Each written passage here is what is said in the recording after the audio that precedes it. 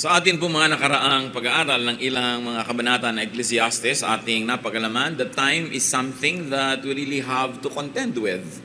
The time is a given in man's life. And that happiness in life mostly depends on timing. Yung mga ginagawa tayong tama pero mali yung timing, hindi rin nagiging maganda ang bunga. Lalo naman kung mali na yung ginawa, mali pa yung timing. So accept what time offers. Enjoy the season, enjoy the moment, that there's a time really for sadness, for happiness, a time to die, a time to live, a time for every business under heaven. That we should be ready for beginnings and endings and even other new beginnings. We also have realized that everything passes. Lahat lumalampas. So kung mahirap man yon, just endure the moment, lilipas din. At kung maganda yon, huwag palipasin ng hindi natamasa at nalasap ang ganda nun. Life and God are both too wonderful to be fully understood. Kaya dapat sakyan mo lang ang buhay. Kung ano yung nandyan, lalo yung hindi pwedeng baguhin. Pagpapatuloy natin ang pag-aaral at ngayon pupunta tayo sa chapter 4 ng Ecclesiastes. Minabuti nating huwag lagyan ng pamagat kasi ang daming topics under it. Kayo na lang mag-isip kung anong pamagat nyo na bagay sa inyong pangangailangan ngayon. Ama namin sa langit, salamat sapagkat kayo Diyos na nakakaunawa sa amin.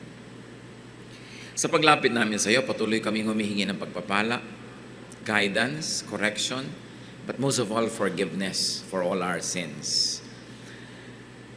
Marami kaming nagagawa, Panginoon, hindi namin dapat ginagawa. Marami kaming dapat gawing hindi naman namin nagagawa. Sa aming mga sobra at kulang, patawarin niyo po kami. At nawa ang inyo pong malinis na puso mapa sa amin sa pamamagitan ng inyong kabutihan. Nawa, Panginoon, turuan niyo po kami maging very, very productive moment ang aming pagbubulay-bulay at hinihingi namin kayo mismo, O Diyos, ang maging tagapagsalita. Marapati namang maging daluyan ng iyong mga salita ang iyong lingkod. Pero kayo, Panginoon, ang nais namin marinig. So speak with power in your splendor and majesty. Heal us, deliver us, empower us, strengthen us, guide and correct us, enlighten us, and set us free because of the wisdom of your words. We ask you, Father, to protect us from lies and falsehood. Ilalayo niyo rin kami sa gawa ng masasamang tao at masasamang espiritu. At itinatagubilin din namin sa iyo mga mahal namin sa buhay na kayo rin ang magpala sa kanila. Lalong-lalo yung mga hindi namin katabi, hindi namin kasama sa sandaling ito. Give your blessings to our bodies that we may be strong and healthy, Lord, and alert. And bless our minds, bless our hearts, so that such can be your habitation. In the name of Jesus, your Son, our teacher, Lord and Savior, we pray. Ecclesiastes 4:1. Again, I looked and saw all the oppression that was taking place under the sun. I saw the tears of the oppressed, and that they have no comforter. Power was on the side of their oppressors, and they have no comforter. Isang observation ito ng sumulat ng ating guro ni Solomon, na napakaraming kaapihan, napakaraming kalungkutan, napakaraming karahasan ang nangyayari noon, ngayon, at sa lahat ng panahon. So the teacher observes that mostly in life, injustice rules. That the powerful abuse the weak. So this is an indirect but a very inevitable lesson giving from the teacher. If the weak are always being oppressed, there is a practical thing that can be learned from this. Whenever you can, do not be weak. Kung lagi palang inaapi ang mga mahihina, sikapin mong huwag kang mahina. Kung laging kinakawawa ang mga mahihirap, sikapin mong gumraduate sa kahirapan. Be powerful yourself, then just be kind and be just. Walang kwenta ang kapangyarihan na hawak ng mga masasamang tao. Kaya dapat ang mga mabubuting tao ay nagiging makapangyarihan. Dapat ang mga mabubuting tao, ang yumayaman, sila ang nagkakaroon ng mga impluensya para magamit nila yon sa ikabubuti ng kanilang kapwa. Marami po mga tao, reklamo ng reklamo na lagi silang naaapi, lagi silang mahirap, lagi silang kawawa, pero hindi naman nila sinisikap na sila yung maging makapangyarihan. It was not said directly, but it is an inevitable conclusion that if there is so much injustice and you don't like it, you be powerful. That's why we like people of the Lord to be in power. We like people of the Lord to be leaders of business and industry, and as much as possible, leaders of government, so that we can maximize the possibility of justice prevailing in our midst. Then of course, one becomes strong or powerful by making wealth. And then, by being charitable. Be brilliant, and then be kind. Kasi ang karunungan, ang kayamanan na hawak ng masama, nagiging salot sa kapwa. Kaya sisikapin dapat ng mga Kristiyano to be achievers, to be leaders, to be powerful. Ecclesiastes 4:2-3. And I declare that the dead who had already died are happier than the living who are still alive. But better than both is he who has not yet been, who has not seen the evil that is done under the sun. Sabi po ng Contemporary English Version, I said to myself, the dead are better off than the living, but those who have never been born are better off than anyone else, because they have never seen the terrible things that happen on this earth. Sabi po ng ibang nagbabasa nitong chapter 4, ang lungkot naman ng buhay pag tinignan mo through the chapter 4 of Ecclesiastes. Pero totoo naman na maraming kalungkutan ng buhay. At hindi yun maiiwasan kung laging tatalikuran. Dapat nating kilalanin, alamin ang mga nagpapalungkot sa buhay at nasa ganon mapagtagumpayan. Ang observation ng teacher, it is good to be alive. It is better to be dead, and it's best to be unborn. Siyempre po, ang Ecclesiastes ay tula. This is poetry, so meron itong tendency to exaggerate just to drive home a point. Natural naman, it's good to be alive. And life is a gift from God that at the point that we know it, it's good to be alive and it's better to be alive than dead. And definitely, we all want to be born. Pero pag ang sinasabi dito, ganito, that it's good to be alive, better to be dead, and best to be unborn, what the teacher is suggesting is, life that is mishandled could be worse than not having life at all. Kaya nagiging malaki yung ating pananagutan na pagandahin yung buhay, lalong-lalo yung buhay ng mga taong umaasa, nakikinig sa atin at nai-influensya natin. Pero sinasabi dyan, ang isang indirect teaching that the human spirit exists before and after earthly life. Kung mabuting mamatay at nawawalan ka naman ng existence, bakit bubuti yun? Kaya sinasabi natin, to die is gain. To live is Christ, it's good. To die is gain, it's better. Pero sabi niya, may life yung spirit bago to ipanganak. Kaya the best is nang huwag nang ipanganak dito sa mundo.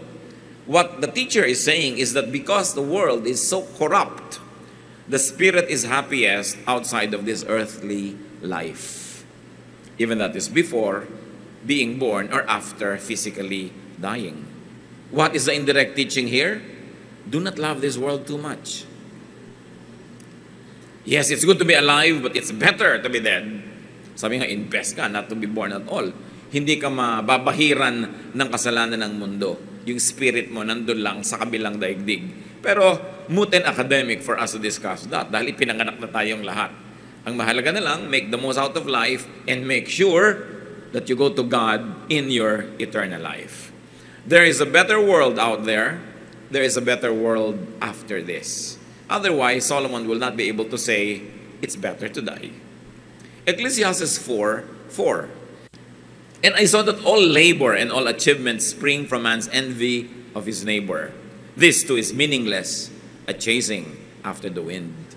Sabi niya, alam mo lahat ng ginagawa ng tao, ginagawa lang naman yun dahil naiinggit siya sa kanyang kapitbahay. So he observes that people work hard, people set high ambitions and achieve just to outdo others. Di ba? Kahit yung mga athlete, bakit sinisikap mo na makalangoy ng mabilis, makatakbo ng mabilis, makatalo ng mataas, para ma-beat mo yung record? Ginagawa mo yun para matalo mo ang yung kapwa. Mabuti sana ng mabuti para madaig mo yung dati mong sariling performance. So marami nag-aaral para matalo niya yung first honor dahil second honor lang siya, kailangan siya yung maging first. Marami nagpapalaki ng bahay kahit hindi kailangan para mas malaki ang bahay niya kaysa sa kanyang kapitbahay. Maraming bili ng mga gamit na hindi naman kailangan para matalbugan niya yung kanyang mga kakilalang meron ding ganung gamit. Paliitan ng bewang kasi mas maliit ang bewang ni kumare, kailangan mas maliit ang bewang mo. Ganyan, pahabaan ng buhok, paputian kasi kailangan mas maputi ka kaysa dun sa labanos. So, hindi natatapos ang paghihirap ng tao. At sabi ni Solomon, this is meaningless. Why? Because we only wear ourselves out. Napapagod lang tayo. Ano naman ang mapapalamon ay ikaw ang pinakamagandang babae sa balat ng lupa. Ano naman ang mapapalamon ay ikaw ang pinakamatalino, pinakamaganito. Sabi ng ganon, we only make enemies. Because on your way to being the top, and on your way to the top, you have to outrun everybody else. You have to outdo everybody else. And we only cause others to be jealous of us when we succeed. And what's worse, when we become very competitive and we win, we only make others to be like us. Gagayahin nila tayo, magiging competitive din sila. Kaya maraming buhay, hindi nakakagawa ng mga kaibigan, mga kagalit ang nakakagawa. Kasi lagi silang nakikipag-compete. Now, what's wrong with being very successful? What is wrong with being very big is that people envy you. And there's nothing worse than being envied. Being hated is better than being envied. Kasi ang gumagawa ng pinakamasasamang nagagawa, yung naiinggit. At napakahirap na ikay makainggitan. Kung magiging matagumpay ka, maging moderately matagumpay ka lang. Don't be number one. Bakit? Ang pinakamataas na puno ang tinatamaan ng kidlat. Ang pinakamataas ang narating, ang pinakamalayo at masyadong masakit ang nagiging bagsak. At hindi papayag ang mga tao na matagal na ikaw number one. May aagaw at aagaw niyan. So mahirap maging number one at mas mahirap i-maintain ang pagiging number one. Ngayon, kung likas na likas sa'yo, number one ka talaga without exerting too much effort, without destroying friendships, without destroying your soul, then be number one. Pero kung sobrang inuubos mo ang lakas mo para ka lang maging number one, it's better to be number two. Nakita nyo kahit sa mga gobyerno, pagka nagkakaroon ng mga coup, nagkakaroon ng mga revolusyon, ang binabaril o pinupugutan ng ulo o yung natatapon sa ibang bansa, yun lang namang top leader ha. Yung mga number 2, number 3, namumulaklak na naman sila under a new dispensation. Mahirap yung number 1. So you prevent being envied. You contain or minimize being envied. How do you do that? Do not flaunt your trophies. Huwag niyong iparada, ipagyabang ang inyong mga achievements. Dahil wala namang natutuwa kundi nanay niyo lang. Kumisa nga sarili mong kapatid naiinis sa'yo dahil sobrang kang achiever. Sometimes the greatest envy comes from your kapatid, ha? Not from ibang tao. Kaya pinakamasasakit ang mga hidwaan ng mga magkakapatid, yung may mga malalim na mga inggitan. So how do you prevent being envied? Show some cracks. Show some imperfection. Let people know that you are suffering. And they will enjoy it. Gustong-gusto natin yung, wow, dalawang gandang artista, dream wedding. Magkakahiwalay din yan. You know why? Naiinggit ka eh. Ang sarap ng buhay nila, ang gaganda nila, kaya isa yung magkakahiwalay. Kita mo na, nagkahiwalay. Tuwang-tuwa ang mga tao. May nalulungkot ba pag nagkakahiwalay mga celebrities? Diba? Yung ang gagandang babae, uy, mukha na siyang matanda ngayon. Ano? Diba? Hindi na siya makangiti. Siguro puro siya Botox. Every form of criticism is an expression of envy. Sabi mo, hindi naman niya dimple yung nasa pisngi niya, pusod na niya yan, kaka-facelift. No? So, bakit mo siya binibisto? Kasi meron kang envy. Kaya kung kayo ang ganda-ganda, matutuwa ang mga kaibigan yung malaman na may hika kayo. Ang ganda niya pero may hika. You know, at least hindi ka na masyadong babatuhin dahil may hika ka naman eh. Pero kung ikaw are living a perfect life, people will hate you.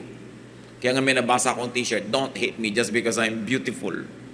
Because it can really happen. So it's very, very important that when you're really achieving, huwag niyong i-flaunt. Pag yung anak mo laging honor sa eskwela, kung mo kailangang ikwento sa buong yung family reunion, walang matutuwa. Lalo yung mga pinsan niyang bagsakan ng bagsakan. Regalo naman ng regalo sa school yan. Sila nagregalo ng bakod, kaya honor yan. You know, hahanapan ka lagi ng istorya. So, never be perfect, even if you were. Because the world will hate you. No? So, lay low. Huwag kang tumanggap ng lahat ng mga bato ng mga tao. Mali yung sobra kang nagpapasikat. No? Yung mali yung sobra kang nagpapakita ng very nice life na naisin ng tao, malungkot ka rin tulad nila. Ecclesiastes 4:5-6. The fool folds his hands and ruins himself. Better one handful with tranquility than two handfuls with toil and chasing after the wind. Sabi niya, alam nyo, you know, mabuti pa na isang dakot na lang ang blessing mo pero tahimik ang buhay mo, pero kesa 2 dakot, tas ang gulo-gulo ng buhay mo. Sabi, puro ka paghahabol sa hangin. It is a big folly not to work and to starve and to be needy. That's why the fool folds his hands and ruins himself. But it is another folly to work too much for more, but needless food anyway. Dapat alam ng tao kung kailan tama na. Kaya sabi, mabuti pa, konti lang yung hawak mo, pero payapa ka, kesa ang dami, pero magulo. At karamihan yung sobrang daming hawak, nagpapagulo talaga yan sa buhay. At hindi naman kung dumami ang pera mo, ibig sabihin, dadami yung savings mo eh. Kasi dadami ang hihingi. Dadami ang mangungutang. Dadami ang aasa sa'yo. Ang ending mo rin, kulang at kulang. Masama ka pa nga, matapos ka magbigay ng pagkarami-rami. Sabi, huwag masyadong damihan. Katulad kung may asawa ka, nagtatrabaho abroad, nagkaroon na kayo ng konting kinita, konting savings, konting puhunan, tama na. Kasi papatagalin mo siya ng papatagalin doon. Lalo ka lang hihinga ng mga kamag-anak mo. Kasi computed nila, pati exchange rate, no? Nung pera na kinikita ng asawa mo. Little food, whatever food may be, enjoyed in peace is better than much food earned from overwork or earned from envy or earned from making others envious. Yung bahay mo na hindi pinakamalaki sa bayan, tama na yun. Besides, too much food will only make you fat. So too much blessing will only make you miserable. Ang dami mong babantayan. Kung may isang bahay ka, tama na, naging 2. Dumadami binabantayan mo, naging 3. Pag may bagyo, ang dami mong tatawagan, ang dami kang katiwalang kakausapin, gumuguho ba yung bintana, natatanggal ba yung bubong, tapos wala namang ginagawa yung mga bantay mo doon, kundi sumalakay at sila yung magparte sa mga bahay mo. It's pointless to have so much more than you need. Kaya sabi ni Solomon, magpakatalino kayo. Hindi laging mabuti na sobrang daming hawak. Hindi na kayo mapapahingan yan. Ecclesiastes 4:7-8. Again, I saw something meaningless under the sun. There was a man all alone. He had neither son nor brother. There was no end to his toil, yet his eyes were not content with his wealth. For whom am I toiling, he asked, and why am I depriving myself of enjoyment? This too is meaningless, a miserable business. And that's why, because many people overwork.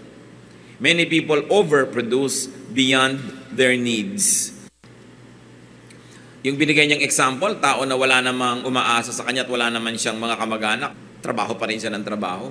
Maraming ganun eh, walang tigil ng katatrabaho, lampas na sa pangangailangan nila. At meron naman mga nagtatrabaho pero hindi nila ine-enjoy yung kanilang pera. Merong ang dami-daming pera, ang dilim-dilim ng bahay, ayaw mo lang magbukas ng ilaw. No? Ilaw na lang ng cellphone ang ginagamit. Dahil nakakatipid. Puro tipid ng tipid. Bakit ka pa nga naman nagpakahirap kung hindi mo i-enjoyin yan? At kung meron ka na ng pangangailangan mo, why work so hard at the expense of your personal freedom or liberty or happiness?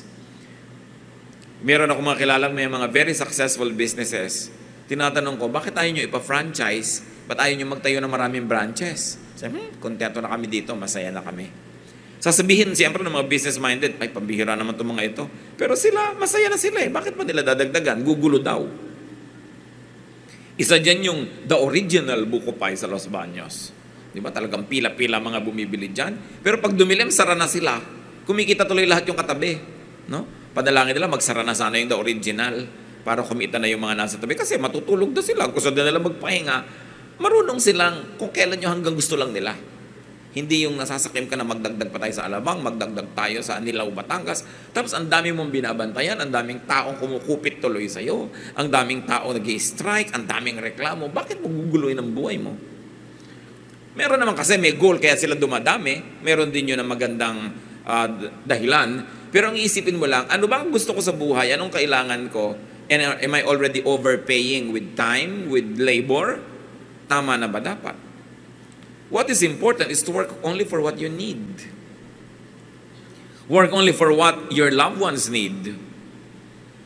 At huwag na tayo magkolekta ng sobra so that you have time to enjoy what you have already collected. Moderation is always being taught in Scripture. Sa katunayan nga, ayaw ng Panginoon ng sobrang nagsisiguro sa malayo pa. Katulad nung pag umuulan ng tinapay mula sa langit, ang utos ng Panginoon sa mga Israelite, nung siya nagpapaulan ng manna in the desert, get only what you need for the day. Kasi uulan sa umaga, kuhanan sila ng mga kakainin nila. Ngayon, yung iba, dinadamihan nila, yung lampas pa sa kakainin nila. Nung gabi, nabulok na, inuod. Kasi sabi ng Panginoon, magpapaulan ulit ako ng blessing bukas. Ba't kailangan nyo itago yan? Kaya there is so much poverty because many people hoard. No? Yung kailangan na ng kapwa ngayon, hindi mo maibigay dahil nire-reserva mo pa sa next month. Now, hindi masama na meron kang konting paglalaan sa future, pero alam mo dapat kung hanggang saan lang yon. Kasi baka mamaya sobrang inilaan mo, nagdamot ka na sa kapwa, hindi ka na rin nag-enjoy, tapos bigla ka namatay, saan pupunta ngayon yung inilaan mo na yon? Kailangan talaga dyan yung act of faith. Na nananali ka, na nandun pa rin ang Diyos bukas. Yung Diyos na nag-bless sa'yo ngayon, magbe-bless pa rin siya bukas. Although alam mo rin dapat na kung uso ka ngayon, malaki yung harvest ngayon, samantalahin mo rin yun dahil hindi laging ganun ang panahon. Marunong ka rin, pero yung moderation, kailan tama na. Nobody can tell you, kayo lang dapat ang manalangin at isettle yung hanggang saan ang tama na. Ecclesiastes 4:9-12. Two are better than one because they have a good return for their work. If one falls, his friend can help him up. But pity the man who falls and has no one to help him up. Also, if two lie down together, they will keep warm. But how can one keep warm alone? Though one may be overpowered, two can defend themselves. A cord of 3 strands is not quickly broken. Mabuti daw yung dalawa kaysa nag-iisa. Alam niyo lalo yung mga trabaho nung araw, ba naglalagari kayo, ang haba ng lagari, may tao doon sa kabila, naghihilahang kayong ganun eh. Paano mo gagawin mag-isa? Nung araw, even the grinding of grain, malaki yung gilingan. So hanggang dito ka lang sa kalahati, may isang tao doon na magtutuloy patungo sa'yo. Nagtutulungan kayo laging dalawa ng dalawa. Kasi nasabi, mabuti yung dalawa kaysa isa lang, mahirapan ka. At kung natumba ka, may dadampot sa'yo. Kawawa naman daw yung tao na natumba na, wala man lang magbabangon sa kanya. At sa napakaginaw na panahon, napakainam daw na may katabi ka kaysa nag-iisa ka lang. Kasi nagkakatulungan ang inyong init ng katawan. At kung may kasama ka, mahirap kang talunin kaysa nag-iisa ka lang. Ganon din daw yung mga hibla-hibla ng sinulid, pag itinirintas mo, matibay kaysa sa isa-isa. Pag hinila mo, putol. Bakit biglang pumasok sa friendship and companionship ang usapan? Sabi niya, a friend is good to have. A companion is better to have than excess wealth. That's what the teacher is driving home. That is good to have company. Bakit biglang pumasok yon? Kasi ang pinag-uusapan nagsisikap, yung sobrang nagko-compete, yung nag-iipon at nagkakamal ng ang dami-dami, kadalasan kasi yung naggaganon, nawawalan ng kaibigan. Yung sobrang wise ng lalamang para dumami ang uwi niya, nakakagalit, pati mga kamag-anak at kaibigan. Yung laging ang gusto, mas marami siya, mas lamang siya, nasisira ang kanyang interpersonal relations. Ang sabi ngayon ng teacher, it's good to have company rather than have excess money. Kasi kung may excess money ka, nag-iisa ka, mas madali kang agawan at nakawan. Pero kung may kasama ka, kahit konti lang yung pera mo, merong tutulong sa'yo. Merong kang karamay, merong kang kasama sa iyong buhay. Of course, the implication is that money is better spent on and with a friend. That inevitably, money can buy you friends and company. What do we mean? Hindi mo naman binibili yung tao. Pero di ba, mas masarap namang kasama yung taong hindi makunat. Yung marunong maglibre, yung marunong magbigay, marunong magparaya. Yun ang nagiging maraming kaibigan. Pero yung sobrang damot, lagi nalang kabig ng kabig, lagi siyang panalo, nauubos ang kaibigan nun. Kaya kung may pera ka, sinasabi lang dito, gamitin mong pera mo para ka sumaya. Pwede kang bumili ng kausap. Magkakape ka, magmemeryenda ka, nag-iisa ka, di magsama ka kahit lilibrihin yung isasama mo, masaya ka naman. Nagkakausap kayo, nagkakatawanan kayo, kasi hindi ka naman kayang patawanin ng pera mo sa pitaka. Magbabiyahe ka, bumili ka ng kasama. Halimbawa, magtutur ka mag-isa. Paano ka naman nung kumakain ka mag-isa, naglalakad ka mag-isa? Ngayon, maggastos yung may kasama, pero iba naman yun. May kasama ka naman, kaysa ang dami-dami mong pera. So sabi niya, mahalaga yung may kaibigan, mahalaga yung may kasama pag maginaw, mahalaga pag may kasama ka na natumba ka. And ang relation noon doon sa pera, doon sa pag-achieve is, huwag kang masyadong ganid.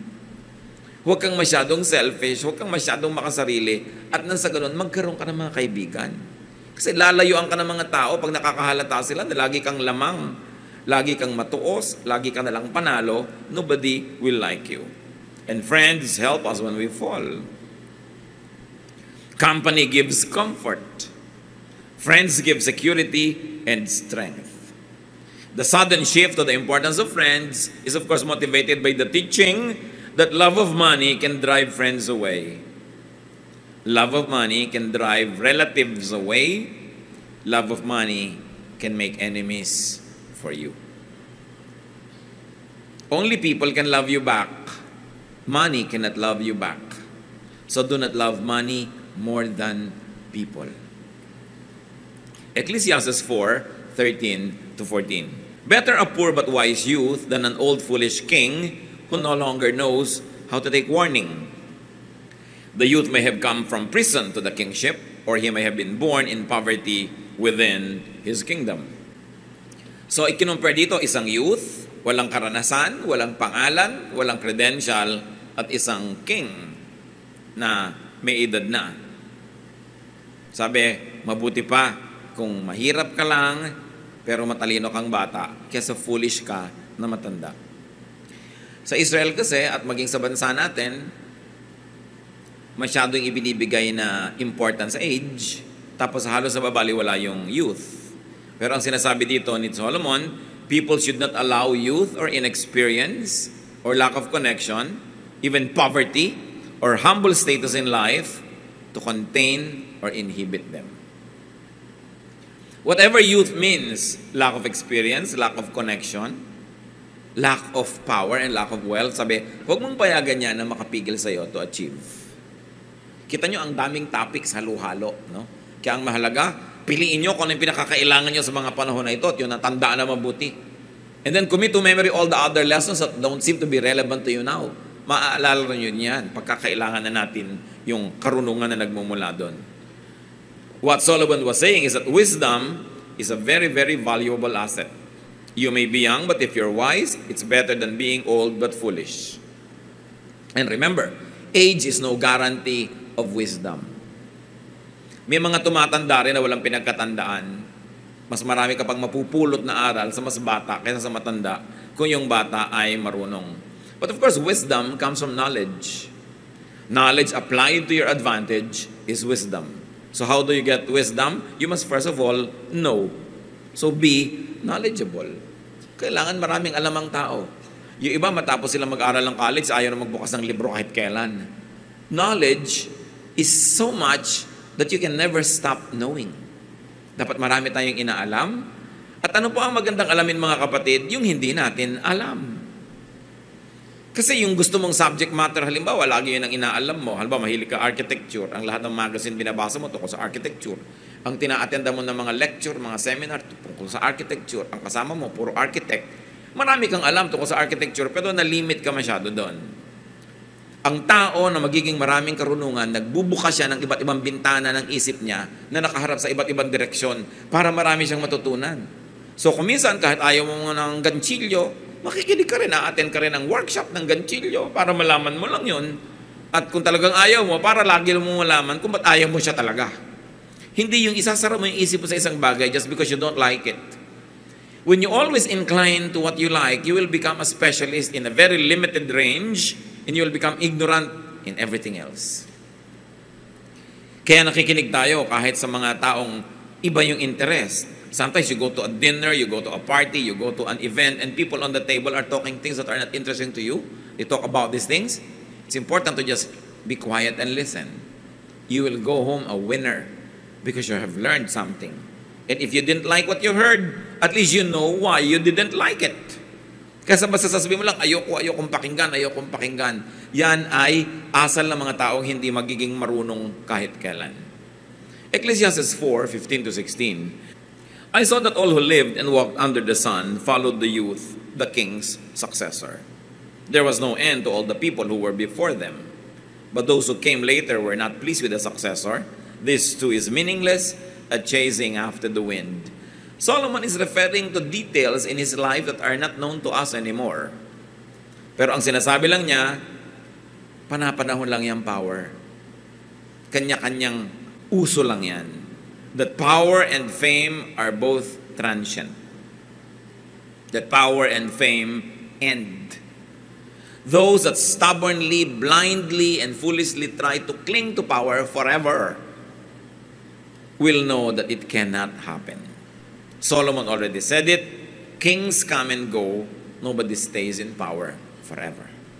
Especially if you're number one, you cannot be number one forever. People want you dead. People want you out of the way because they want to be number one also. So, isa pong pamantayan, isang patandaan ng isang napakahangal na leader, yung gusto niya leader forever. Na hindi na siya magre-retire, hindi na siya magpapahinga. This is the height of foolishness. And Solomon is talking about it. He says, power and fame are transient. And the easier you grasp it, the easier you accept it, the easier your life will be. Hindi ka dapat nasakim at gusto mo ikaw na lang lagi ang powerful. Akala mo ikaw na lang lagi ang marunong. Somebody's being born, somebody's being raised to take up the cudgels and to take over. Na ang isang mahalagang ibinibigay ng tao sa sarili niya, lalo kung siya ay mataas ang posisyon, dapat magkaroon din siya ng pahinga. Hindi laging siya ng siya. At masama yung laging ikaw ng ikaw kasi walang ibang madedevelop na leader. And when you suddenly expire, the company, the family, the nation might be leaderless. The greatest thing that a leader can bequeath to the led is to develop new people who will take over. Knowing that life is transient and knowing that nothing is permanent. Ano-ano sa mga chapter 4 lessons ang mahalaga sa inyo ngayon, mga kapatid? Nakita natin ang katuruan dito ni Solomon. Don't let power corrupt you. Don't let power hurt your eternal spirit. Don't let money or fame or anything that you value hurt your relationship with the people that matter in your life. Maraming mga tao nabubulagan. Nakikipagkagalit sa sariling magulang dahil lang sa isang material na bagay. Mga kapatid nagsusumpaan, nagtatalikuran dahil lang sa mga mana o dahil sa pinaghahati-hatian. Marami mag-aasawa, pinag-aawayan lagi, pera, no? Minsan pati nagmamahalan, mga magkakaibigan, nagkakasiraan. Solomon is saying no. At the end of your life, what's important are the people who surround you when you breathe your last. People who will visit your grave or people whose grave you get to visit. Ang lahat ng bagay nawawala, hindi dapat ipinagpapalit ang relasyon natin sa tao at lalong-lalo yung relasyon natin sa Diyos. Certainly, we have lessons to learn from this chapter. Ama namin sa langit, nagpapasalamat kami na sa napakarunong nitong si Solomon. Na binigyan mo siya ng karunungan na pati kami hanggang ngayon nakikinabang. Ituro mo sa amin, Panginoon, yung mga malalalim na application, pati mabababaw na application ng mga sinabi niya. Hindi naman siya tatawaging pinakamatalinong tao at binigyan mo ng pinakamalalim na runong kung hindi naman tama talaga ang sinasabi niya. So Lord, ang hinihiling namin ngayon, isang spirito na mapagpakumbaba, spiritong marunong para umunawa ng pagtutuwid. At kung may mga ginagawa kaming Lord, tama, ayon sa wisdom na ito, salamat po, nawa lalo pa naming magawa at ma-improve pa namin ang aming mga ginagawa. Mga kapatid, magbulay-bulay tayo. Kahit isa lang na lesson sa chapter 4, sulit ang pakikipag-usap at pakikipag-niig natin sa Diyos. Panginoon, gawin mo po na marunong kami. Pakinabangan namin ang runong ni Solomon para ang buhay namin mas mapabuti, maiwas at mabawasan namin ang mga mali, at maparami namin at mapalakas ang mga tama na ginagawa namin. Let's be before the Lord in a moment of silence and ask God for nuggets of wisdom that can enrich our lives.